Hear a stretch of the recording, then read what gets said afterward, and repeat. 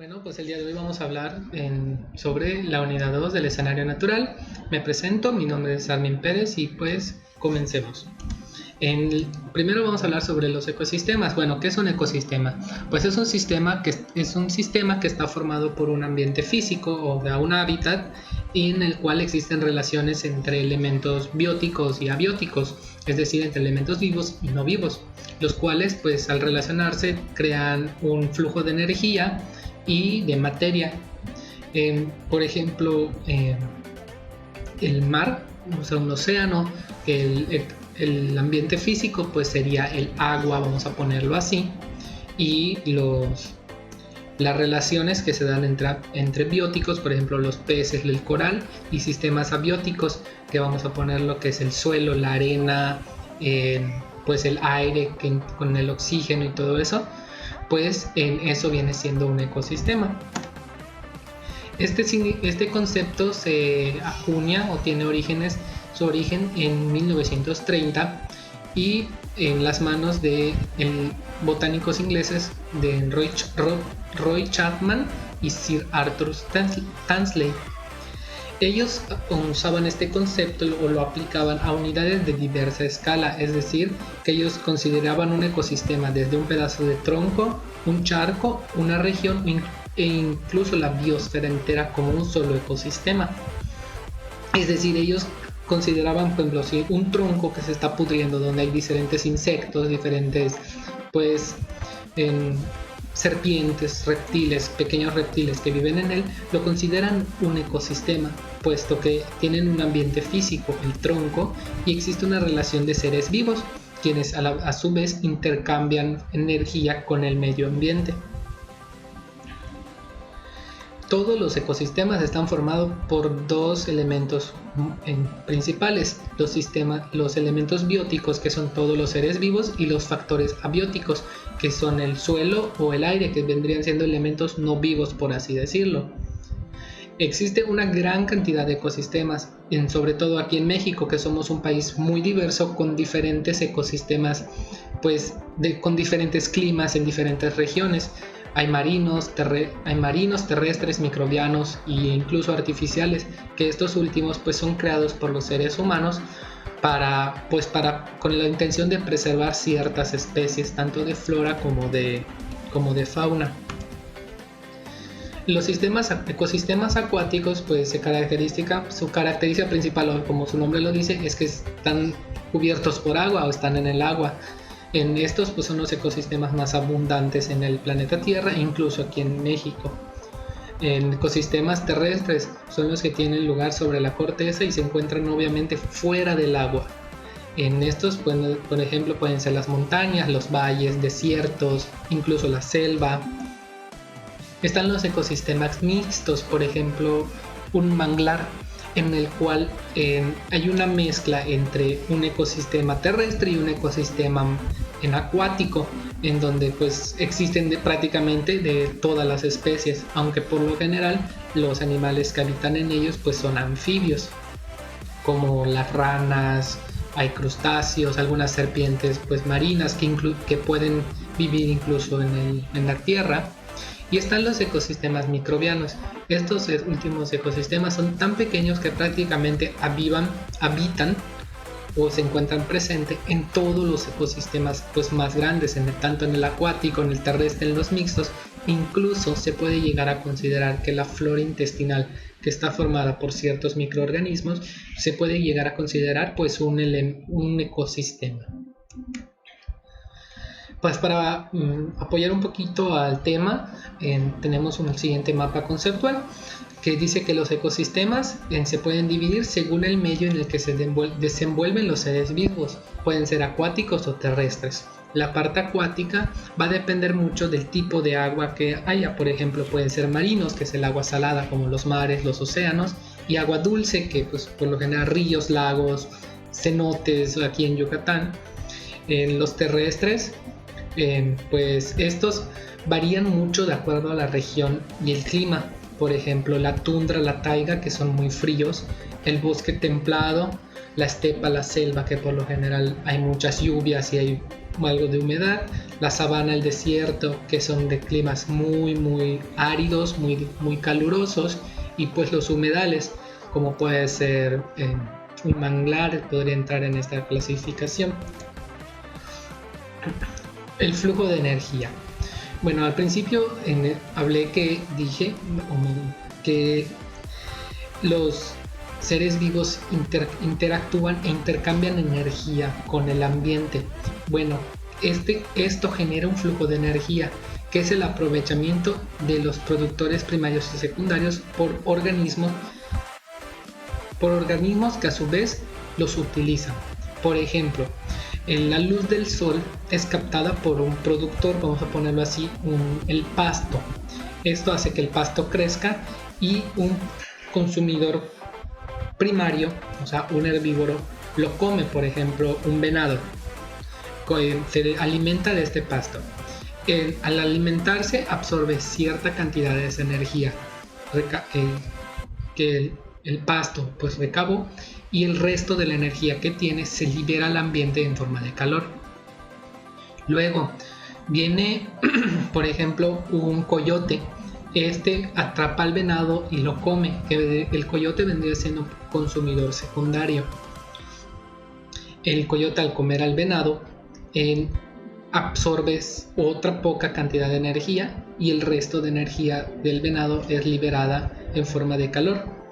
Ahora el coyote es un depredador, pero arriba de la cadena alimenticia hay depredadores más grandes. Vamos a poner por ejemplo un tigre, un tigre que viene y mata al coyote y se lo come, se alimenta de él y absorbe otro tanto de energía.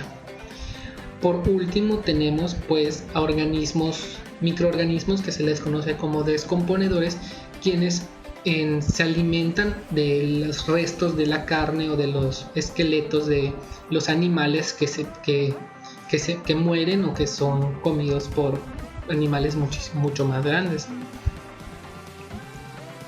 Bueno, pues en esta imagen podemos ver cómo es el flujo de energía. El ciclo comienza, pues obviamente como mencioné, cuando los productores, que son las plantas, absorben la energía solar. Luego los consumidores secundarios o los herbívoros se alimentan de estos productores y absorben cierta cantidad de energía. Luego estos son consumidos por los consumidores secundarios, o sea, depredadores un poquito más grandes como serpientes, lobos, coyotes o pequeños felinos como el ocelote, por ejemplo, aquí en la región. Y estos a su vez son consumidos por otros depredadores muchísimo más grandes. Vamos a poner un tigre, un águila, un puma hasta incluso. Y pues conforme se va dando la cadena van quedando restos pues de los animales así muertos. Entonces estos restos son descompuestos o son consumidos por organismos que se les conoce como descomponedores, y regresan parte de la energía pues al suelo, y el ciclo continúa. Por último, vamos a hablar sobre los ciclos biogeoquímicos. Un ciclo biogeoquímico es un término que se deriva del griego bio, que es vida, geo, tierra, y química, que se refiere al movimiento de distintos elementos.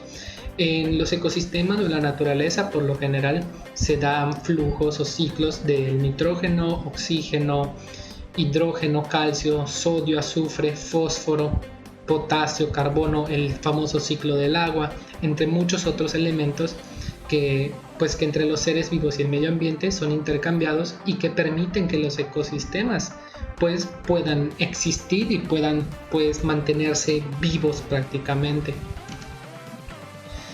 En los procesos biogeoquímicos pueden ser de tres tipos: los sedimentarios, que son aquellos donde los elementos permanecen formando parte de la tierra.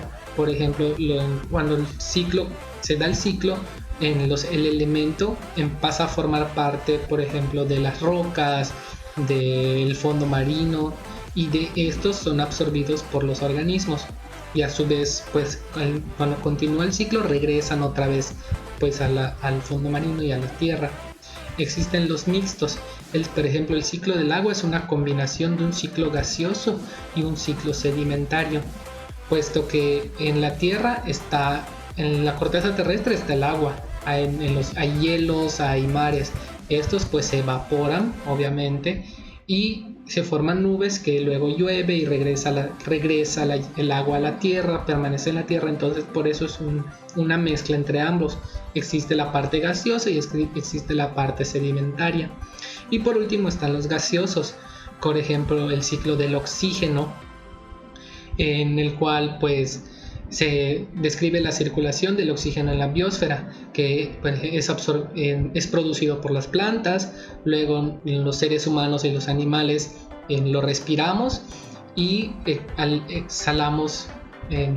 expulsamos dióxido de carbono, que a su vez es captado por las plantas, quienes lo utilizan para seguir produciendo oxígeno.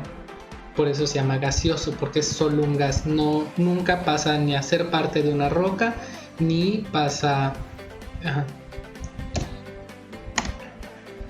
Por ejemplo, el ciclo del fósforo.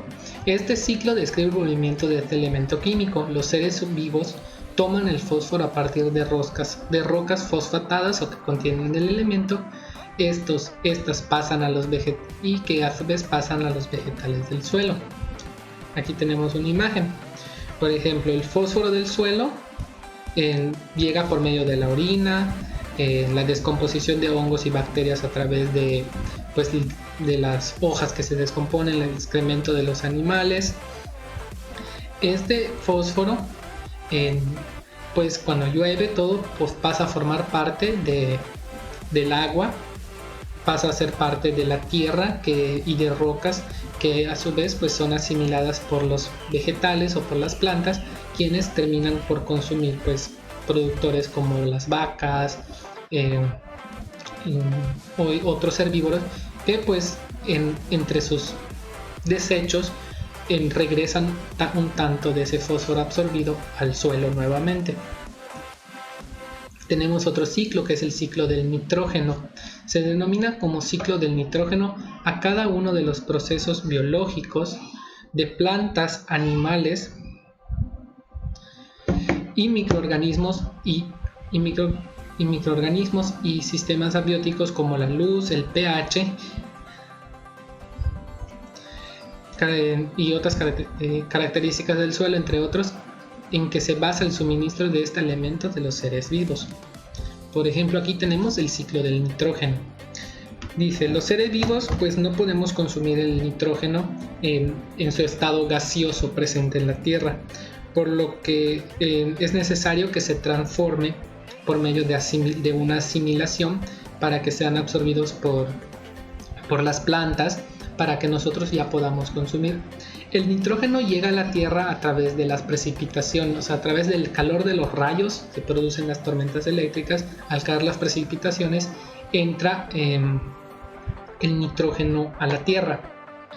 Estos pues se desnitrifican y se forman nitratos que son consumidos por las plantas y distintas bacterias. En los animales, al consumir pues las plantas que ya tienen asimilado el nitrógeno, obtienen y al desecharlos a sus residuos orgánicos, excrementos, pues regresan un poco de ese nitrógeno, pero ahora ya con amonio, que a su vez es asimilado y se convierte otra vez en nitritos, que pues otra vez hacen que empiece el ciclo y se empiecen a consumir otra vez por las plantas, y así el ciclo continúa. Pues también tenemos el famoso ciclo del agua, pues que prácticamente nos han enseñado desde primaria, que es el ciclo hidrológico. Se define como la secuencia de fenómenos por medio de los cuales el agua pasa de la superficie terrestre en la fase de vapor a la atmósfera y regresa en la fase líquida y sólida. Por ejemplo, el agua de los mares se evapora, llega a la atmósfera, se condensa, sube, esta se condensa, se forman nubes cargadas de agua que a su vez pues se llueve, cae otra vez agua, se regresa al agua, ya sea a los ríos, a los mares. Y pues igual hay que entender que hay agua contenida en los hielos. Por ejemplo, cuando neva, hay lugares muy fríos que al darse la evaporación del agua, en lugar que caiga lluvia, cae nieve, y pues igual esa es parte del ciclo del agua. Tenemos igual el ciclo del carbono. El dióxido de carbono en la atmósfera es acumulado en vegetales en forma de grasas, y después los herbívoros se alimentan de la planta para obtener energía. Después continúa la cadena alimenticia hasta llegar a los seres humanos, y así se devuelve a la atmósfera por medio de la respiración. Es decir, el ciclo de carbono lo agarran las plantas por medio de la fotosíntesis. Los animales consumen estas plantas y pues ellos igual respiran y emiten dióxido de carbono al ambiente. Pues los animales son consumidos continúa la cadena alimenticia, llega a los seres humanos, quienes también emitimos dióxido de carbono por medio de la respiración. Hay que tener en cuenta, pues aunque no querramos, que en este ciclo igual intervienen mucho pues prácticas humanas como las fábricas, quienes emiten vapores, ya sea pues, como producto pues de la producción valga la redundancia, de sus productos o de sus servicios, y que liberan vapores, humo al ambiente, que pues igual emiten dióxido de carbono. Claro, al ser en gran medida, pues esto está comenzando pues a dañar pues el ambiente. Bueno, pues eso es todo por mi parte. Espero que el tema haya sido interesante, y pues muchas gracias por la atención prestada.